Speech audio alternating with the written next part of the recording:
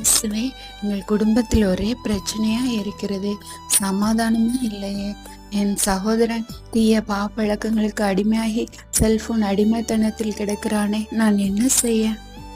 என் அன்பு மகனே, மகளே, கர்த்தரே ஆவியானவர். கர்த்தருடைய ஆவி எங்கேயோ அங்கே விடுதலையும் உண்டு.